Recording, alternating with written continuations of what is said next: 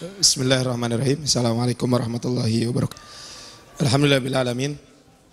Wassalatu wassalamu ala asyrafil anbiya wal mursalin. Sayyidina wa maulana Muhammadin wa ala alihi wa sahbihi ajmain. Qala Allah ta'ala fil Qur'anil Karim, a'udzu billahi minasyaitonir rajim. Ya ayyuhalladzina amanu taqullaha wa tanzur nafsum ma qaddamat lighad wattaqullaha innallaha khabirum bima ta'malun. Bapak Ibu rahmat Allah Subhanahu wa taala, alhamdulillah di sore hari ini, mohon maaf di malam hari ini kita bisa berkumpul kembali di masjid ini. Dan insyaallah di malam hari ini kita akan membahas tentang lanjutan kajian kita, yaitu tentang bagaimana supaya kita terbebas atau supaya terhindar dari bahaya riba. Kenapa ini harus kita bahas? Karena ya di dalam sebuah hadis riwayat Imam Bukhari dari sahabat Abu Hurairah radhiyallahu anhu, Rasulullah SAW mengingatkan kita, la ya'tiyanna 'alan nasi zamanun. Kelak akan tiba satu masa, la yubalil mar'u bima akhadal mal. Manusia ketika itu tidak lagi peduli dari mana mereka mendapatkan harta tersebut. Amin halalin, amin haramin. Apakah harta tersebut berasal dari harta yang halal atau berasal dari harta yang haram? Ini Rasul menyampaikan kaitan dengan bab ini bahwa di akhir zaman orang sudah tidak memperdulikan lagi antara halal dan haram kaitan dengan harta tersebut. Apalagi mungkin kalau lihat di fenomena di zaman sekarang, ya, bagaimana gencarnya media dalam menampilkan kehidupan yang serba mewah, ya, sehingga memacu masyarakat untuk hidup konsumtif. Fenomena ini tidak hanya terjadi di perkotaan, bahkan di perkampungan pun ini sekarang terjadi. Kaitan dengan fenomena hidup konsumtif. Seiring dengan kehidupan konsumtif tersebut, pemasukan berkurang, maksudnya pemasukan tidak terlalu banyak, tetapi lembaga-lembaga keuangan yang memberikan kredit dengan bunga, dengan riba juga menjamur di mana-mana. Akhirnya orang banyak terjerumus, akhirnya orang banyak terjerembab kepada riba tersebut. Nah, sekarang hal-hal apa saja yang harus kita lakukan? Hal-hal apa saja yang harus dilakukan oleh kita semuanya supaya kita terbebas dari riba ini? Supaya kita terbebas, terhindar dari yang namanya riba ini. Tip yang pertama adalah supaya kita terbebas dari riba. Yang pertama adalah hendaklah kita berilmu. Yang pertama adalah hendaklah kita berilmu. Islam ya mengajarkan dalam konteks apapun, baik itu dalam ibadah, dalam muamalah, itu semuanya harus berlandaskan ilmu. Makanya ayat yang pertama kali turun kepada Rasulullah SAW adalah Iqra bismi rabbikal ladzi khalaq. Ini sesungguhnya kaitan dengan ilmu. Nah, bahkan di dalam Al-Quran yang ayat ini disunnahkan kita baca setiap hari Jumat. Ya, di dalam surat Al-Kahfi ayat terakhir, faman kana yarju liqa'a rabbih falyamal amalan shalihan wala yusyrik bi ibadati rabbih ahada. Kata Allah Subhanahu wa taala dalam ayat ini, siapa saja yang mau berjumpa dengan Allah Subhanahu wa taala, maka ada dua syarat, yaitu faman kana yarju liqa'a rabbih falyamal amalan shalihan, maka hendaklah dia mengamalkan amal soleh. Yang kata para ulama, amal soleh ini tentu harus sesuai dengan tuntunan yang ada, yaitu sesuai dengan Al-Quran dan sunnah Nabi sallallahu alaihi wasallam. Wala yusyrik bi ibadati rabbih ahada, dan jangan sampai sedikit pun musyrik kepada Allah Subhanahu wa taala. Nah, kaitan juga ini tentang muamalah pun sama. Hendaklah dalam bab muamalah juga dilandasi dengan ilmu. Makanya kalau kata Imam Al-Ghazali, beliau ketika menjelaskan thalabul ilmi faridatun ala kulli muslim, mencari ilmu itu wajib bagi setiap muslim. Ilmu apa yang wajib kita cari? Ada beberapa ilmu yang wajib kita cari. Yang pertama adalah ilmu yang wajib kita cari itu adalah ilmu yang kaitannya dengan ibadah kita. Kemudian yang wajib kita cari juga apa yang disebut kata Imam Al-Ghazali ilmul hal. Ilmul hal itu ilmu apa? Ilmu yang memang akan kita laksanakan. Kaitan dengan bab tadi hutang pihutang contohnya, maka supaya kita tidak terjerumus kepada hal yang dilarang oleh Allah Subhanahu wa taala, tentu landasi dengan ilmu. Makanya Rasulullah SAW, Ali bin Abi Thalib mengatakan, manittajara, barang siapa yang melakukan perdagangan, orang yang mau berdagang, qabla an yatafaqqah, sebelum dia memahami ilmu agama, irtatama fir riba summartatam. Maka kata beliau, orang tersebut akan terjerumus kepada riba, kemudian akan terjerumus kepada riba, dan kemudian akan terjerumus kepada riba.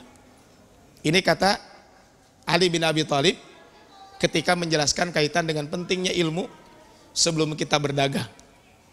Umar bin Khattab juga pernah mengatakan, la yattajiru fi suqina, janganlah seseorang berdagang di pasar kami, illa man faqiha aklar riba, kecuali dia sudah memahami dengan betul mengenai seluk-beluk riba.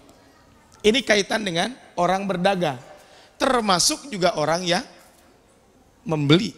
Jadi ini ayat, mohon maaf, hadis ini bukan berlaku hanya untuk yang berdagang, termasuk juga adalah yang mau membeli. Maka kaitan dengan ini adalah penting juga kita mengetahui tentang ilmu tersebut.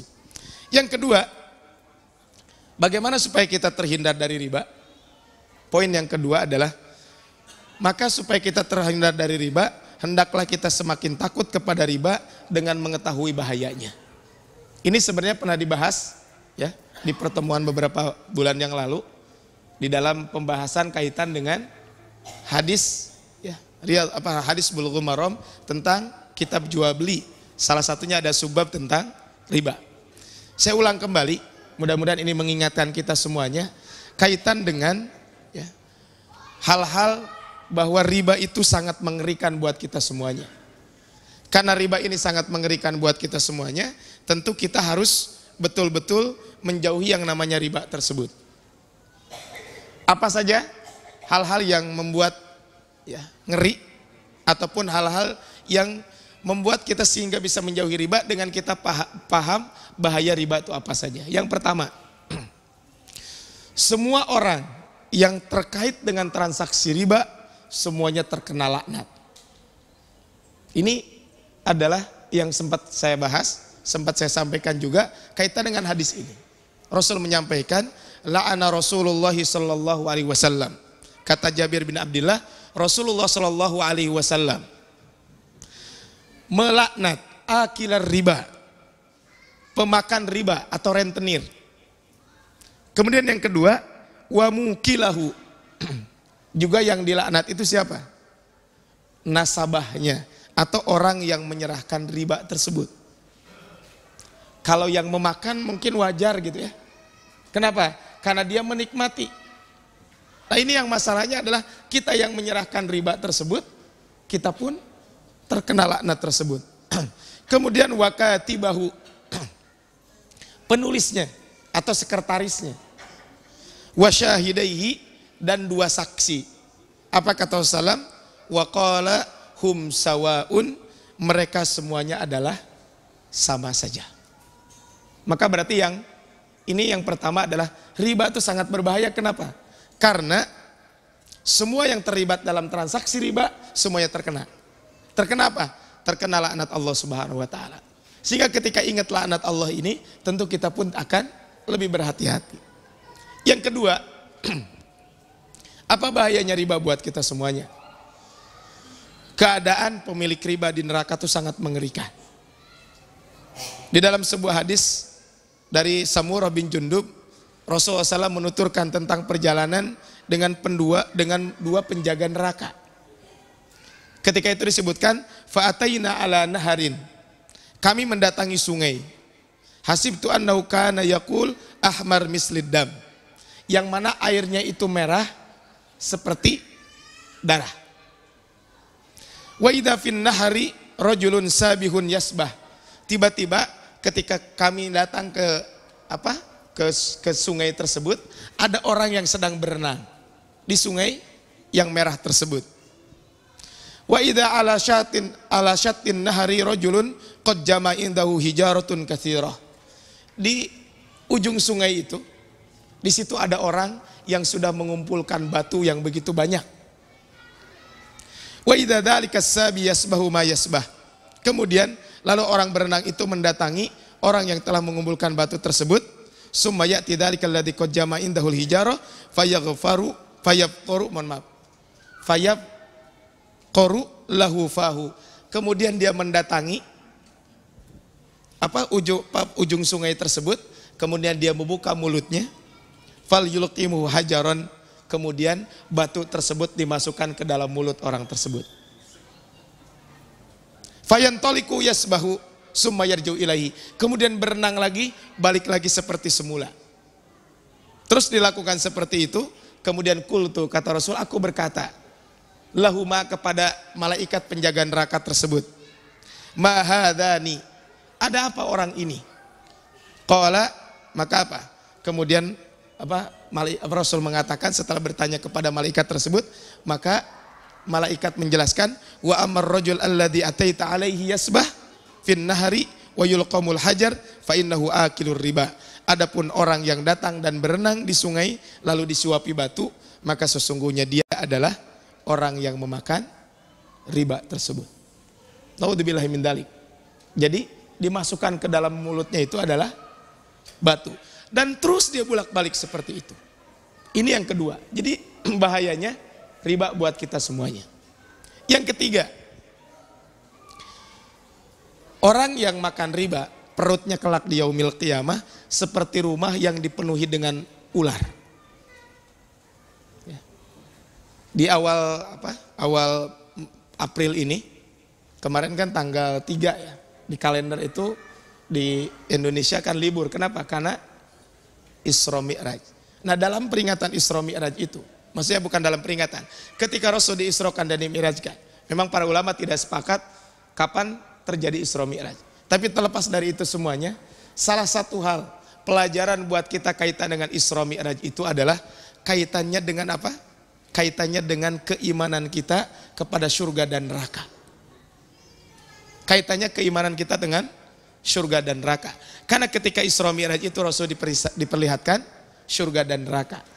Maka ketika itu ataitu lailatan usriyabi, pada malam Isra didatangkan kepadaku ala qaumin, suatu kaum, butunuhum kalbuyut, perut mereka itu seperti rumah, fiha alhayatu, di dalam perut tersebut ada ular, turo min kharij butunihim, ularnya itu kelihatan dari luar perutnya.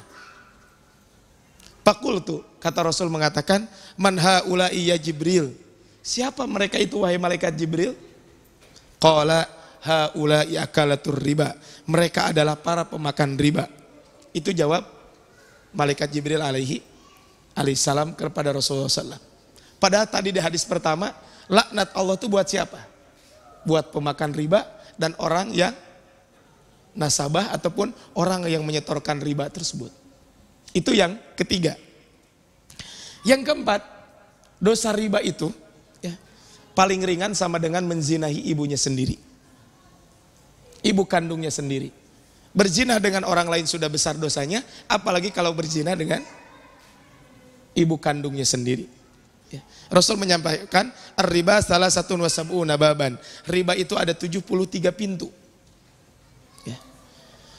Kata Rasulullah seperti itu. Dalam hadis lain, ar-riba sab'una huban, riba itu ada 70 dosa. Aisaruha, dosa yang paling ringan daripada riba tersebut, an yankihar rajul ummahu, seorang laki-laki menikahi ibunya. Mungkin kalau di Bandung mah ada legenda apa? Kalaupun benar eta gepanya gitu ya. Ya kalaupun benar, kalau alam kan kita juga nggak tahu. Tapi kan kisah itu pelajarannya seorang anak yang mau menikahi ibunya. Menurut etika masyarakat pun sudah tidak benar, apalagi menurut agama. Ini adalah dosa yang paling ringan. Dosa yang paling ringan adalah menikahi ibu, seperti menikahi seorang ibu. Bahkan dalam hadis lain, ar-riba salah satu wasab'una baban. Riba itu ada 73 pintu. Aisaru misla an yankihar rajul ummah wa in arbar riba irdur rajul al muslim. Kata Rasulullah, yang paling ringan itu sama dengan dia menikahi ibunya. Kemudian kata Rasulullah, yang paling berat adalah menjatuhkan kehormatan seorang muslim. Ya, menjatuhkan kehormatan seorang muslim. Ini yang keempat. Kemudian yang kelima, kaitan dengan riba ini adalah bahwa ya, kaitan dengan bab riba ini, haramnya riba digandingkan dengan khamar. Haramnya riba digandingkan dengan khamar. Dari hadis Aisyah radhiyallahu anha, Rasulullah mengatakan kita, lamma nazalat akhirul Baqarah, ketika turun ayat terakhir surat Al-Baqarah, qara'ahunnan Nabi sallallahu alaihim fil masjid. Nabi lantas membaca di hadapan para sahabat ya, di dalam masjid, summa harramat tijarata fil khamr. Kemudian diharamkan jual beli kaitan dengan khamr. Kata Syekh Syekh Sulaiman Ar-Ruhaili, beliau mengatakan bahwa riba adalah bentuk makanan dan minuman yang paling jelek. Sedangkan khamr jadi riba, makanan dan minuman paling jelek. Sedangkan khamr adalah ummul khaba'is, biang keroknya segala kemungkaran itu bermula dari khamr tersebut. Maka kaitan dengan keharaman riba disandingkan dengan keharaman khamr. Ini ya, itu yang kelima. Kemudian yang keenam, ya, kaitan dengan bab riba ini adalah ya, ayat riba termasuk ayat yang terakhir diturunkan. Jadi ayat riba ini termasuk ayat terakhir diturunkan. Kata Umar ibn al-Khattab radhiyallahu anhu, inna akhira ma nazalat ayatul riba. Ayat yang terakhir diturunkan itu adalah ayat tentang riba. Wa inna Rasulullah sallallahu qubida wa lam yufassirha lana. Rasulullah sallallahu meninggal dunia, diwafatkan, dan ayat tersebut belum ditafsirkan kepada kami. Fada'ur riba war ribah. Maka mereka menyebutnya riba dan riba. Ini adalah yang ya, poin yang kaitan dengan riba ini sangat berbahaya buat kita semuanya. Kemudian kenapa riba ini juga berbahaya buat kita semuanya? Ya, jika sudah riba merajalela, maka siap-siap saja akan mendatangkan azab Allah Subhanahu wa taala. Kata Rasul, idza dhuharur riba, idza dhuharuz zina war riba. Kalau zina dan riba sudah merajalela di mana-mana. Fi qaryatin, di sebuah tempat. Maksudnya merabah di tempat-tempat tersebut. Faqad ahallu bi anfusihim adzaballah. Sungguh orang tersebut telah bahasa kitanya adalah sungguh dia telah menantang, menghalalkan siksa Allah Subhanahu wa taala. Ini adalah kaitan dengan bab riba tersebut. Dan yang terakhir tentu naudzubillah min dzalik adalah orang yang senantiasa berinteraksi dengan riba tersebut, salah satunya adalah bahwa orang tersebut doanya tidak akan dikabulkan oleh Allah Subhanahu wa taala. Tapi ini adalah poin yang kedua. Ini sebenarnya mengingat kembali apa yang pernah saya sampaikan kaitan dengan bab riba ini, yaitu hendaklah kita mengetahui tentang bahayanya riba. Yang ketiga adalah tidak mudah dalam berhutang. Tidak mudah dalam berhutang. Saya kemarin Pak di salah satu grup ya, tiba-tiba di grup tersebut ada yang ya minta tolong gitu. Maksudnya dia temannya minta tolong bahwa rumahnya itu besok disita. 2 hari yang lalu rumahnya itu tanggal 12, hari ini betul tanggal 12 Mei. Tanggal 12 itu rumahnya mau disita. Kenapa? Jadi itu rumah orang tuanya.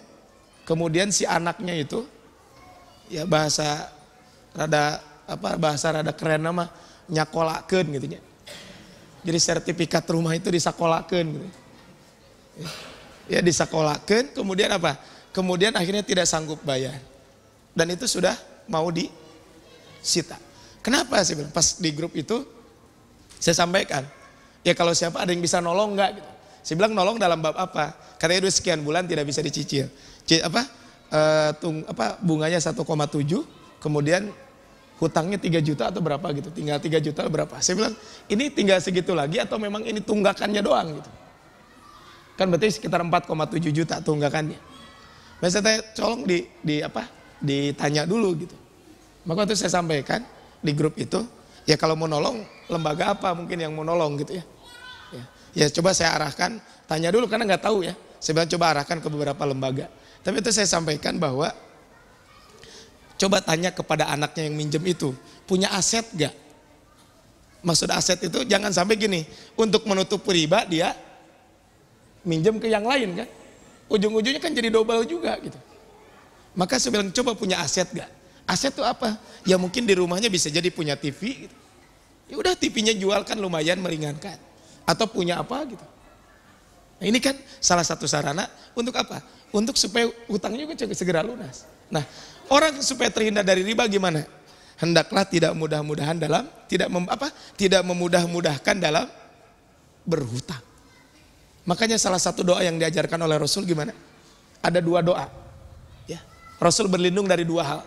Pertama, Allahumma inni a'udzubika minal ma'tham. Ya Allah, aku berlindung kepada Engkau dari dosa. Yang kedua, wa a'udzubika minal maghram. Yang kedua adalah aku berlindung dari hutang. Kata Imam Ibnu Qayyim, kenapa berlindung dari hutang dan dosa? Kata Imam Ibnu Qayyim, berlindung dari dosa karena itu akan merugikan di akhirat. Sedangkan berlindung dari hutang akan merugikan di dunia. Sehingga kalau kata Rasul, ya Rasul kenapa engkau memperbanyak doa? Dijauhkan dari hutang. Apa kata Rasulullah SAW? Orang yang berhutang itu biasanya apa? Kalau berbicara suka berdusta. Kalau berjanji suka tidak menepati. Kalau pas giliran pinjem dong gitu. Nanti bulan depan saya bayar. Begitu bulan depan nggak ada konfirmasi, nggak ada apa. 2 bulan, 3 bulan, sampai ada yang curhat di medsos. Sudah 4 tahun ngutang 750.000. Ditagih itu malah yang ngomel siapa? Yang bilangnya apa? Kalau ada juga saya bayar katanya. Padahal dia punya motor baru walaupun kredit katanya. Kemudian ini yang ceritanya di medsos sampai ada yang udahlah katanya dia mau bayar cikurang Sunda mah rek bayar heug teu kajeun gitu ya. Mau bayar silakan enggak juga enggak apa-apa gitu. Saking apa? Saking bingungnya gimana nagihnya gitu. Ari pas minjem wah sampai bela-belain gitu ya, merayu dan sebagainya. Begitu pas ditagih. Nah, ini kan penyakit sekarang ini seperti ini. Penyakitnya adalah mudah dalam ngutang. Ya sekarang punten ya.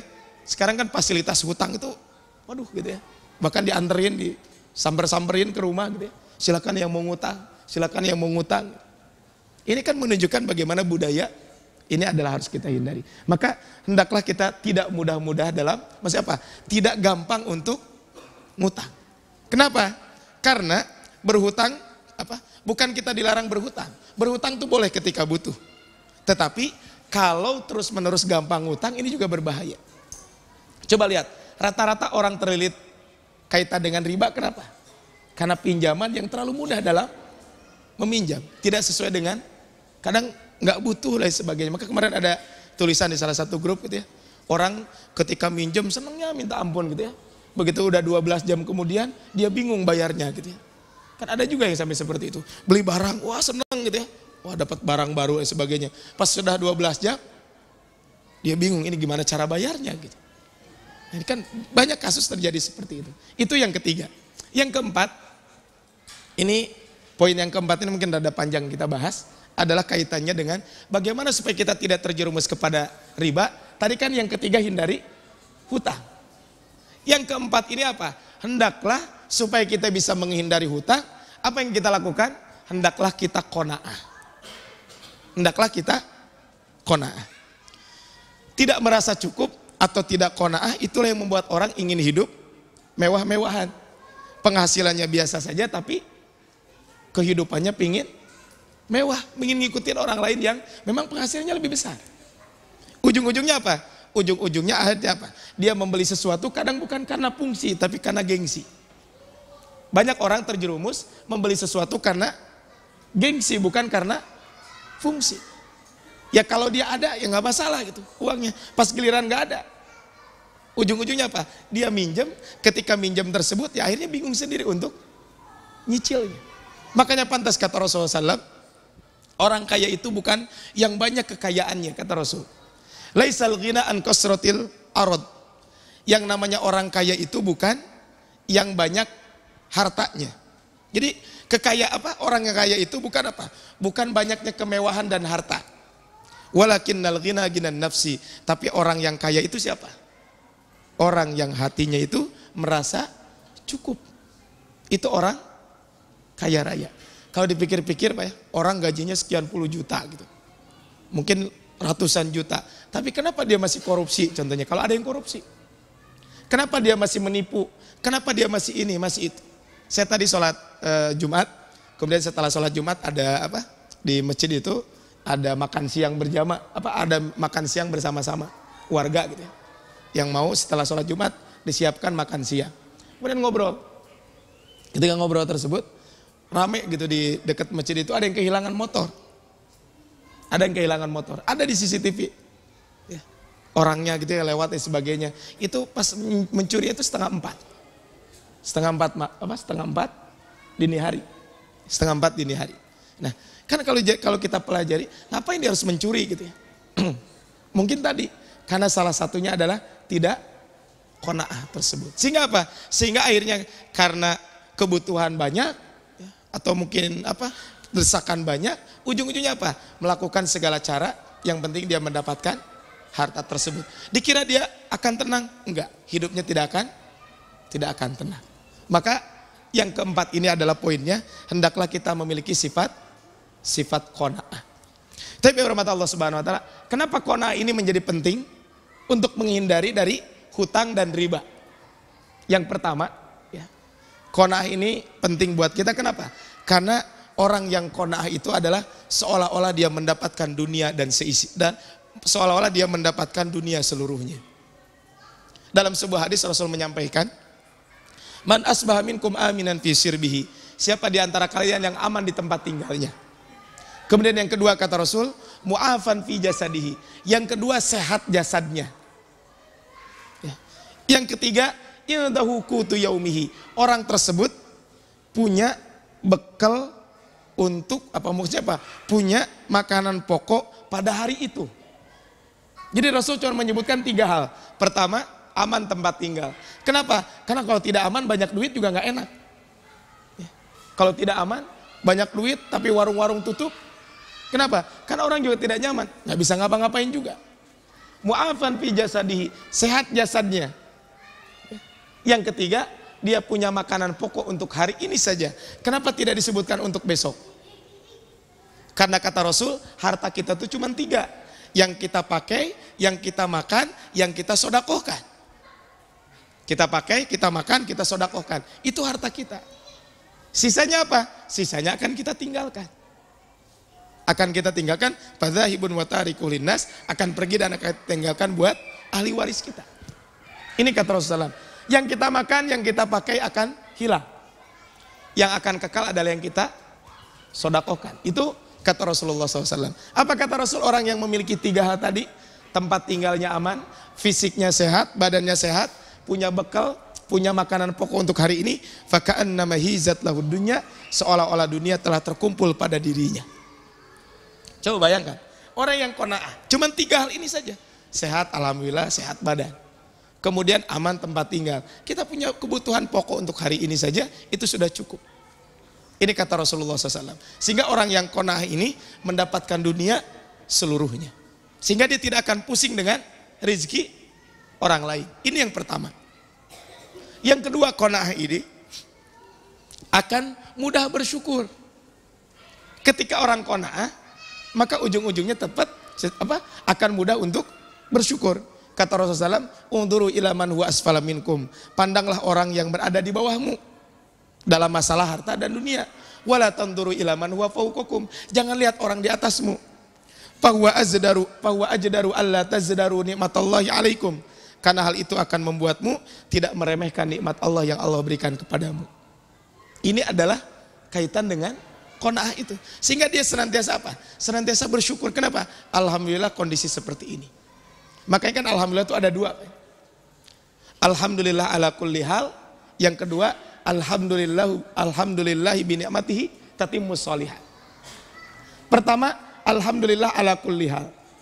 Segala puji bagi Allah atas segala sesuatu. Makanya Umar ibn al-Khattab ketika beliau diuji, beliau tetap mengatakan alhamdulillah. Kenapa alhamdulillah ketika ditanya? Pertama kata beliau, alhamdulillah ujian saya masih kaitan dengan dunia, bukan agama. Yang kedua kata beliau, kenapa alhamdulillah? Alhamdulillah saya masih bisa bersabar. Yang ketiga kata beliau, alhamdulillah ujian saya lebih ringan dibanding yang lain. Dan yang terakhir, yang keempat adalah kata beliau, alhamdulillah Allah memberikan pahala atas sabar yang diberikan kepada kita. Kadang kita sering mengeluh gitu ya. Makanya ada ceramah pendek ya, yang disampaikan oleh Dr. Salim Segaf Al-Jufri. Ya. Beliau mantan menteri sosial ya dulu, kemudian sempat jadi dubes juga. Beliau sekitar 12 tahun kuliah di Madinah. Beliau pernah mengutip sebuah ceramah gitu ya. Kata beliau, kadang ketika kita mengeluh, coba bayangkan. Seandainya ada orang ngasih uang 2,5 miliar. Ada orang ngasih uang 2,5 miliar. Mau? Siapa yang gak mau? Tapi masalahnya ada lanjutannya. Seandainya mata kita tidak ada. Maksudnya tidak bisa melihat, kira-kira mau nggak? Dikasih 2,5 miliar tapi mata kita dua-duanya nggak ada. Pasti nggak mau. Ditambah deh 5 miliar. Kemudian tapi tangan dan kakinya nggak ada juga. Orang pasti tidak akan mau.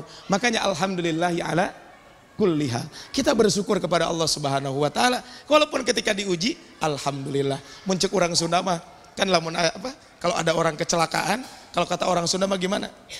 Untung. Maka kakak saya kan 3 bulan yang lalu 4 bulan yang lalu. Tiba-tiba beliau jalan gitu Pak. Bukan jalan, naik motor dibonceng, tiba-tiba ditabrak dari belakang. Jatuh sampai giginya patah 2, kemudian ininya ya luka di sini. Orang yang lihat, untung cenah mobil tibelah ditu. Untung nggak ada mobil dari sana. Kalau ada mobil dari sana gimana? Wah, kayaknya mungkin sudah. Ini kan bahasa kitanya, ya alhamdulillah masih bisa bernafas. Maka kita akan bersyukur kepada nikmat yang Allah berikan kepada kita semuanya. Kemudian alhamdulillahi bi ni'matihi tatimmus shalihat. Segala puji bagi Allah, dengan kenikmatannya akan sempurnalah amal soleh yang kita lakukan. Ini adalah alhamdulillah. Maka yang kedua adalah orang yang qanaah itu kenapa akan terhindar dari riba? Dia akan mudah untuk bersyukur kepada nikmat yang Allah berikan kepada orang tersebut. Kemudian yang ketiga, kenapa kita penting qanaah ini? Supaya kita terhindar dari riba. Yang ketiga adalah menjauhkan diri dari hasad. Menjauhkan diri dari hasad, dengki dan cemburu kepada nikmat orang lain. Kenapa harus cemburu kepada nikmat orang lain? Kalau kita sendiri juga sudah merasa cukup. Kan qanaah itu orang yang merasa cukup. Kenapa harus iri kepada orang lain? Tetangga beli ini, kenapa kita ingin jadi heboh? Kenapa kita jadi pusing? Ketika ada orang punya ini, orang saya mah udah alhamdulillah sudah cukup dengan apa yang ada. Ya orang punya itu, ya alhamdulillah itu rezekinya dia. Kalau saya belum cukup untuk membeli itu, udah saya terima apa yang telah Allah berikan kepada kita. Sehingga apa? Sehingga dia merasa cukup, akhirnya tidak iri dan dengki. Ketika penyakit iri dan dengki ada, ujung-ujungnya gimana? Pasti dia akan saingan, saya pingin itu, pingin ini dan sebagainya, supaya sama dengan orang tersebut. Ini biasa kalau seandainya ada orang yang iri dan dengki. Coba lihat di dalam hadis Nabi SAW. Ya. Kata Zubair bin Awam, beliau mengatakan, dabba ilaikum da'ul umam qablakum. Telah berjalan kepada kalian penyakit umat-umat sebelum kalian. Apa? Al-hasadu wal baghdha. Penyakit tersebut adalah hasad dan permusuhan. La aqulu tahli wahyal haliqah, dan itulah yang akan menghancurkan. Itulah akan membotak, ya, membotaki kata kalau terjemahnya. La aqulu tahliku asy'ar. Aku tidak mengatakan akan mencukur rambutnya. Walakin tahlikud din, tapi itu akan membotaki agamanya. Walladzi nafsi biyadihi, demi Allah kata Rasulullah sallallahu la tadkhulul jannata hatta tu'minu. Kalian tidak akan pernah masuk surga sampai kalian beriman. Wala tu'minu hatta tahabu, dan kalian tidak akan pernah kalian tidak akan pernah beriman sampai kalian saling mencintai. Afala unabbiukum bima yusabbitu dakum lakum. Moga saya ajarkan kepada kalian satu amalan yang amalan tersebut akan membuat kalian saling mencintai. Apa kata Rasul? Afsyus salam bainakum, sebarkanlah salam di antara kalian. Kira-kira kalau kita iri, kita dengki, ngucapin salam enggak? Kalaupun ngucapin salam gimana? Ingat dulu lagi kecil, kalau lagi tanda petik itu pas apa? Kan lagi kecil teh suka ada berantem, bukan berantem ya, kayak musuhan gitu ya. Salaman atuh gitu. Beri salaman tuh beri begini kan.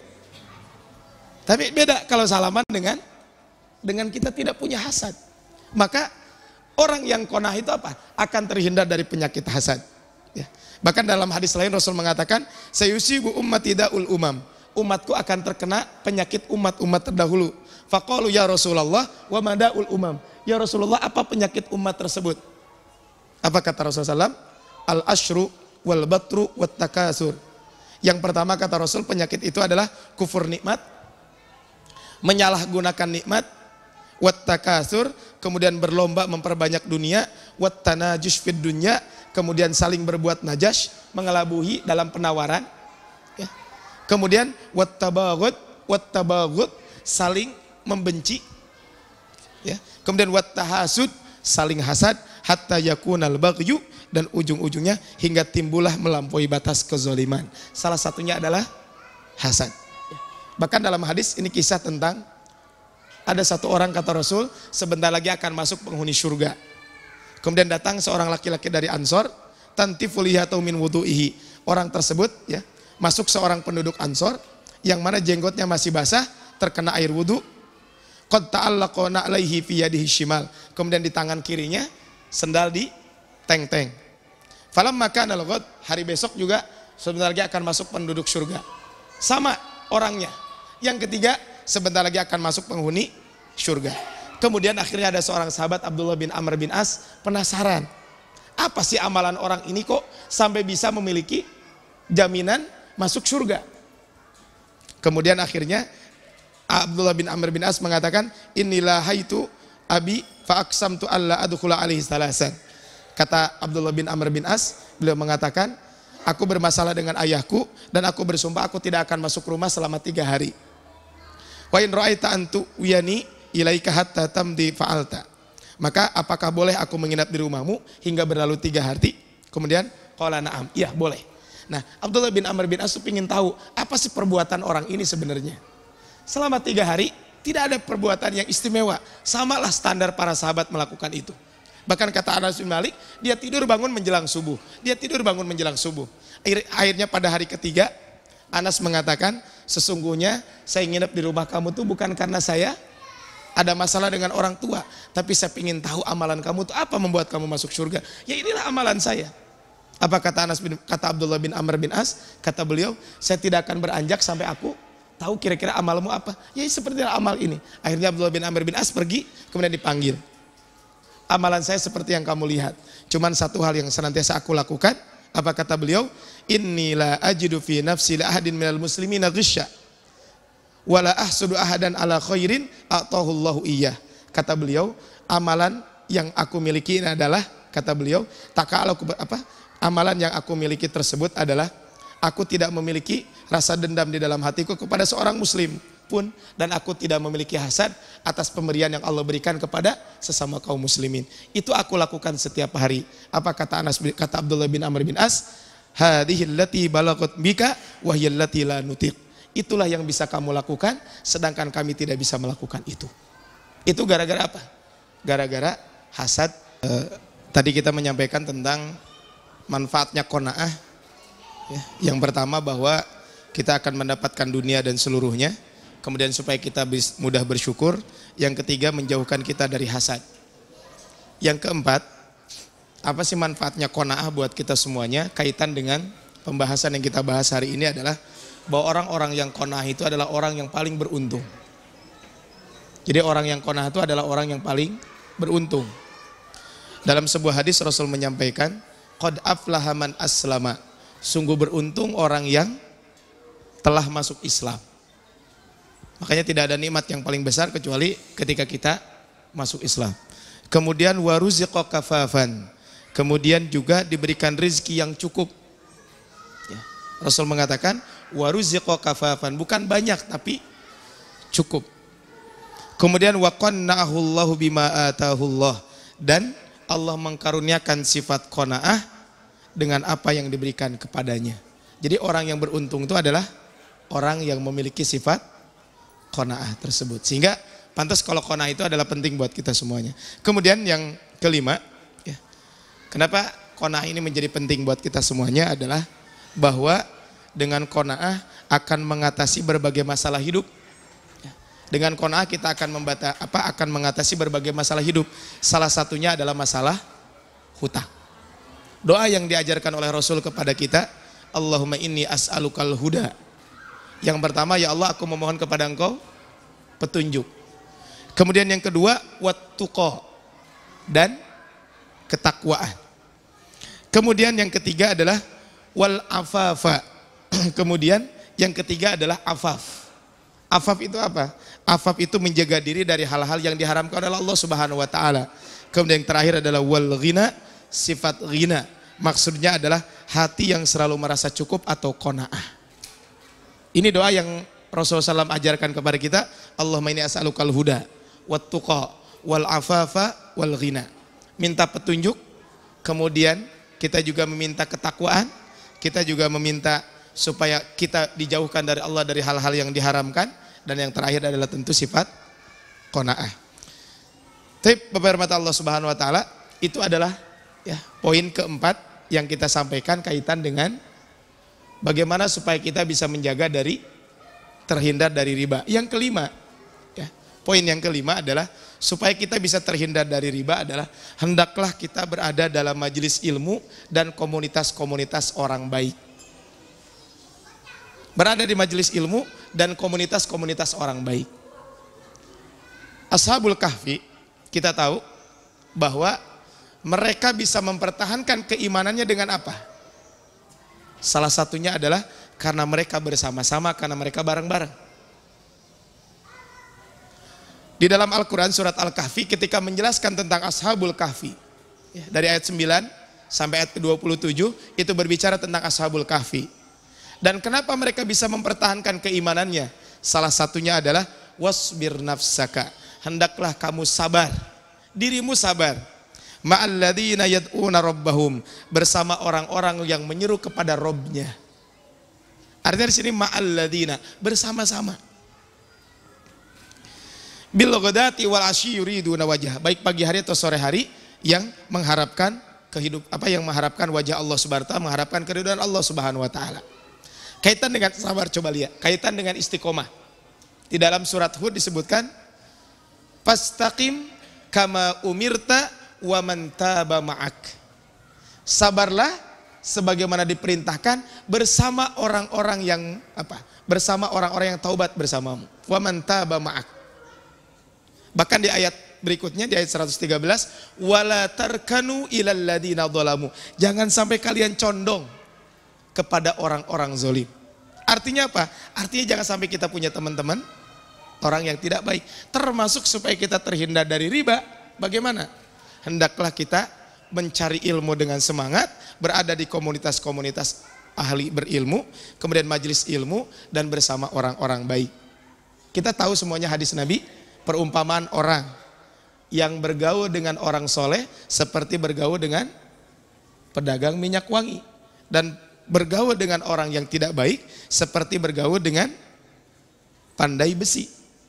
Kalau kita bergaul dengan tukang minyak wangi, la ya'dumuka min sahibil miski imma tashtarihi au tajidu riyahu. Kalau kita bergaul dengan penjual minyak wangi, maka kita tidak akan pernah rugi, tidak akan pernah merugikan. Bisa jadi kita membeli atau kita dikasih kebagian wanginya tersebut. Tapi kalau kita bergaul dengan tukang pandai besi, kata Rasulullah SAW, maka minimal adalah yang pertama, kita akan mendapati baju kita terbakar mungkin, ya. Atau bisa jadi minimal bau dari asap yang tidak enak dari tukang pandai besi tersebut. Ini adalah perumpamaan yang Rasul sampaikan kepada kita semuanya. Pantas kalau dalam hadis lain, almar'u ala dini khalilih. Seseorang itu tergantung, ya, agama temannya, ataupun seseorang akan mencocoki kebiasaan temannya. Falyanzur ahadukum man yukhalilahu, maka perhatikanlah siapa yang akan menjadi teman karib kita. Di sini katanya khalilun. Khalil itu teman yang lebih dekat. Khalilun. Khalil itu adalah teman yang sangat dekat sekali. Maka kata Rasulullah SAW dalam hadis ini, maka kalau kita melihat seseorang, lihat coba temannya. Ini kata Rasulullah SAW. Bahkan orang Arab mengatakan, as-sahibu sahibun. Yang namanya teman itu pasti akan menarik. Sahib pakai sod, sahibun pakai sin. Beda satu huruf, tapi maknanya berbeda. Sahibun teman, sahibun akan menarik. Ya. Bahkan ahli hikmah mengatakan yudhunnu bil mar'i ma yudhunnu bi qarinihi. Seseorang itu bisa dinilai dari orang yang menjadi teman dekatnya. Pantas kalau Fudail bin Iyad mengatakan nadrul mu'min ilal mu'min. Pandangan seorang mukmin kepada mukmin yang lain. Ketika kita memandang saudara-saudara kita yang beriman, yajlu al-qalb, akan membuat hati kita menjadi mengkilat. Makanya kalau zaman dahulu ya, para ulama kalau memang sudah merasa hatinya itu sudah tidak enak gitu ya. Maksudnya sudah kok ibadah sudah nggak nyaman, kadang hati kok terasa kotor, maka dia mendatangi para ulama yang lain. Kenapa? Ketika datang kepada para ulama tersebut apa? Kata beliau bahwa ketika datang kepada para ulama tersebut membuat hati saya menjadi tenang dengan nasihat-nasihatnya. Makanya posisi para ulama, posisi orang-orang soleh itu adalah jadikanlah dia sebagai teman kita. Makanya pantas kalau Umar ibn Khattab radhiyallahu anhu, Al-Imam An-Nawawi menyebutkan di dalam bukunya At-Tibyan fi Adabi Hamalatil Quran, kata Al-Imam An-Nawawi, Umar ibn Khattab itu orang di sekelilingnya itu ketika beliau menjabat sebagai khalifah adalah qurra, orang-orang yang ahli Al-Quran, orang di sekelilingnya. Kenapa orang-orang di sekelilingnya dijadikan ahli Al-Quran? Untuk menasehati beliau, untuk menasehati. Makanya Al-Imam An-Nawawi itu kan pernah satu hari diundang oleh seorang raja. Ini dalam biografi Imam Nawawi. Imam itu orangnya sangat juhud. Ya. Dia waktu itu diundang, kemudian datang seorang raja dengan bawa tulisan ketika diundang tersebut, tolong tanda tangani fatwa ini. Apa kata Imam Nawawi? Saya tidak akan menandatangani fatwa Anda. Kenapa? Karena fatwa kamu, perintah kamu ini adalah jauh daripada ayat-ayat Al-Quran dan hadis-hadis Nabi, bertentangan dengan syariat. Rajanya ngambek. Apa ketika itu kata rajanya? Kata raja tersebut, semua jabatan orang ini tanggalkan. Maksudnya apa? Kalau dia punya jabatan, copot semua jabatannya. Apa kata penasehat rajanya itu? Wahai raja, dia tidak punya jabatan satupun di dalam pemerintahan ini. Akhirnya marah raja tersebut, saya akan membunuhnya. Ternyata nggak jadi membunuhnya. Ketika ditanya, kenapa nggak jadi membunuh?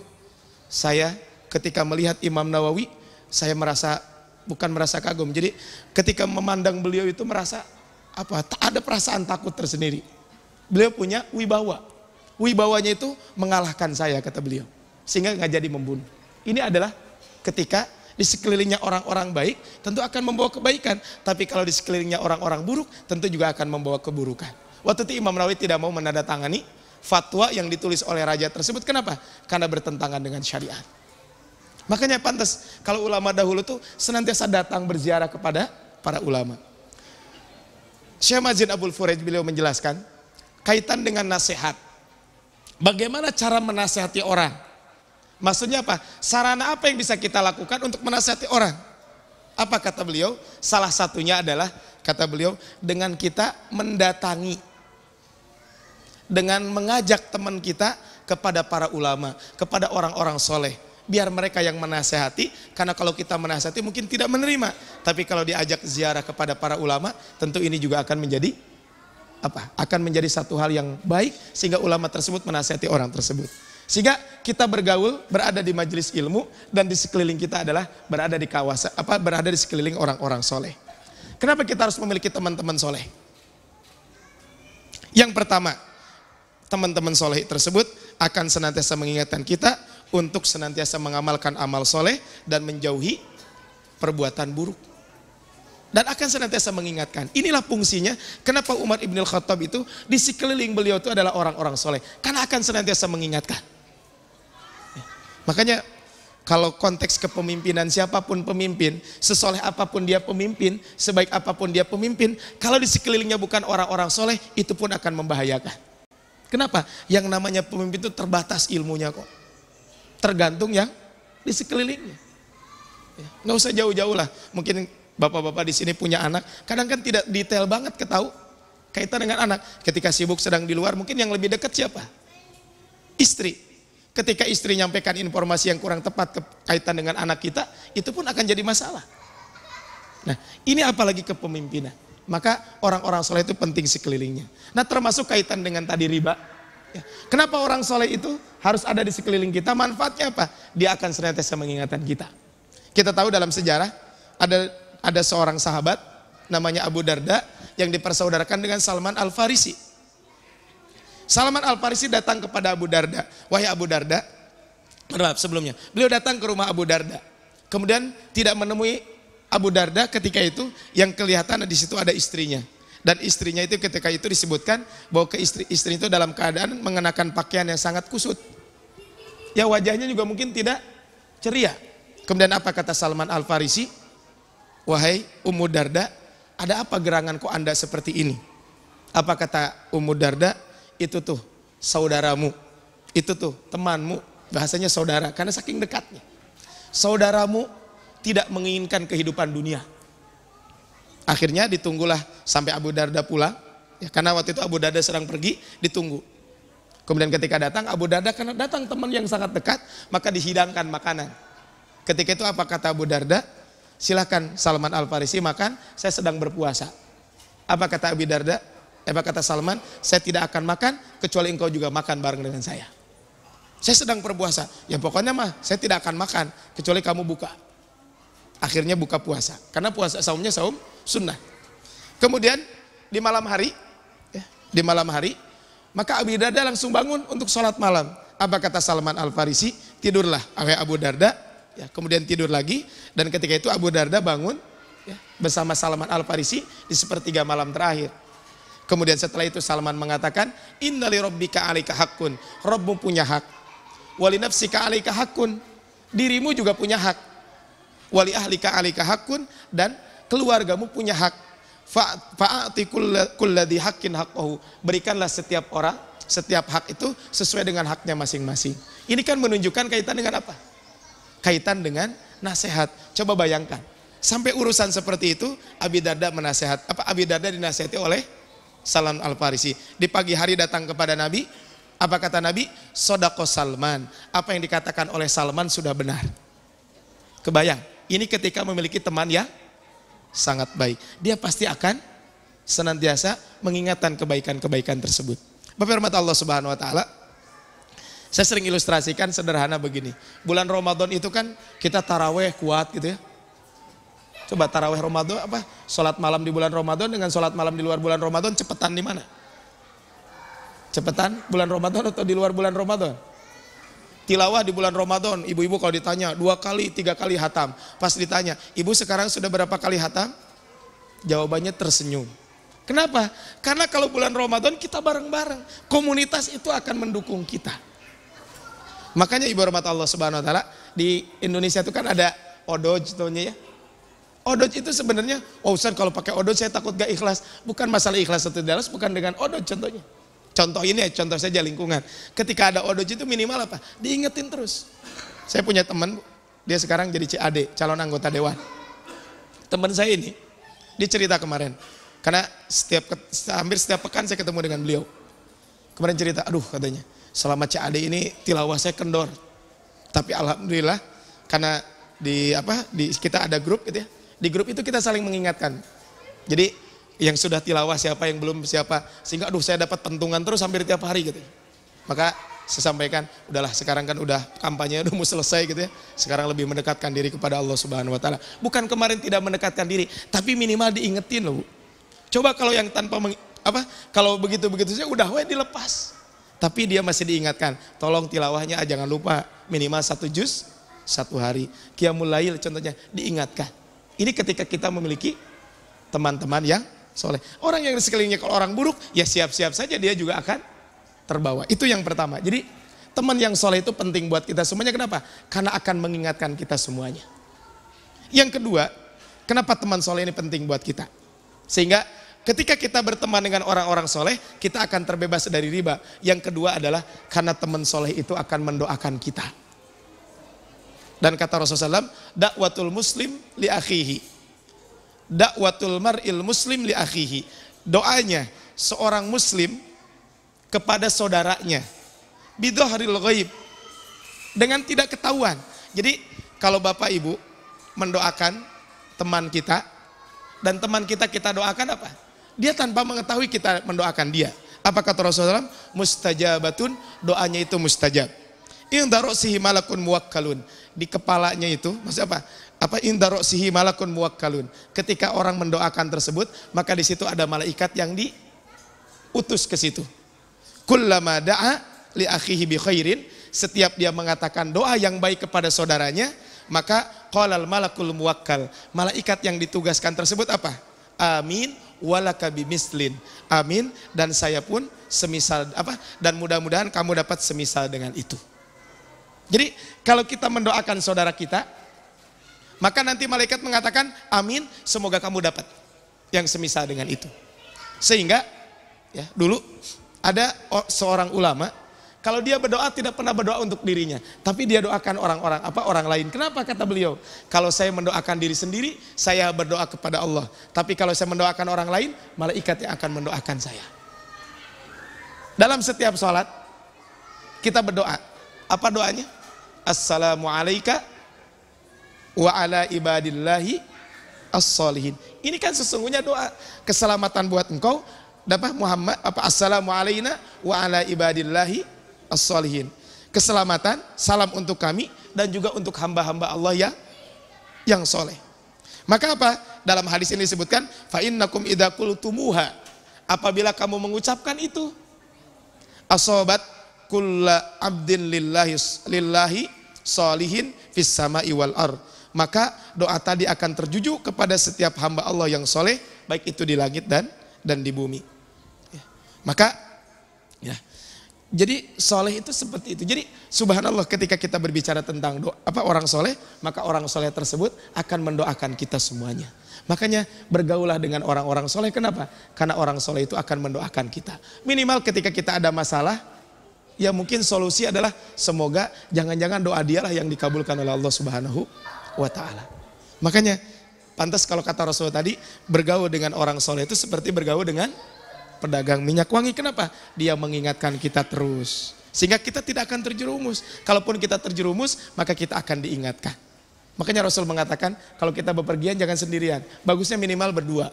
Kenapa berdua? Karena kalau satu itu kemungkinan maksiatnya tinggi. Kalau berdua, kecuali memang dari awal sudah niat berbuat maksiat, itu bapaknya beda. Tapi kan kalau berangkat sendiri, biasanya maksiat itu kemungkinan tiba. Kemungkinan akan kena gitu. Tapi biasanya apa? Kalau kemaksiatan itu sendirian, ya memang kata Imam Syafi'i, beliau mengatakan ada 3 hal, kata beliau, yang barang siapa yang terlepas dari itu, maka dia sungguh orang yang baik gitu ya. Ada 3 hal yang sulit kita hindari. Sehingga kalau orang terlepas dari itu, maka pasti dia termasuk orang yang baik. Salah satunya apa? Berdosa, berbuat maksiat ketika menyendiri. Itu paling berat. Meninggalkan maksiat ketika menyendiri. Kalau bareng-bareng kan malu minimal gitu ya. Tapi kalau sendiri, nah ini ya adalah satu hal yang pernah disampaikan oleh Imam Asy-Syafi'i rahimahullah. Kemudian yang ketiga, kenapa kita harus memiliki bergaul dengan teman-teman soleh? Karena teman dekat yang baik akan dibangkitkan bersama kita pada hari kiamat. Kalau kita punya teman yang baik, maka teman tersebut akan membangkitkan kita pada hari kiamat. Ada seorang sahabat mengatakan, qila lin nabi ar-rajul yuhibbul qaum walamma yalhaqu bihim. Ya Rasul, ada orang yang mencintai satu kaum tapi dia tidak pernah bertemu. Apa kata Rasul? Almar'u ma'aman ahabba, maka seseorang itu bersama yang dia cintai. Kita cinta sama kebaikan atau cinta sama keburukan? Cinta kebaikan, teman-teman baik, kita pun akan dibangkitkan bersama mereka. Walaupun mungkin kita tidak pernah ketemu. Kalau kita cinta kepada keburukan, maka walaupun kita tidak pernah ketemu dengan orang yang kita cintai tersebut, bisa jadi kita pun akan dibangkitkan bersama mereka. Makanya Anas bin Malik ketika bertanya kepada Rasul, ya Rasulullah, ya, tolong dong saya pingin masuk surga. Gimana caranya? Saya pingin masuk surga bersama Anda. Apa kata Rasul? Anta ma'aman ahbabta. Kamu akan bersama dengan yang kamu cintai. Maka apa kata Anas bin Malik? Saya tidak pernah mendengarkan hadis Nabi yang lebih membuat aku senang dibanding hadis ini. Sehingga apa kata Anas bin Malik? Setelah saya mendengar hadis ini, pertama kata beliau, saya ya Rasul mencintai engkau melebihi cinta yang lain.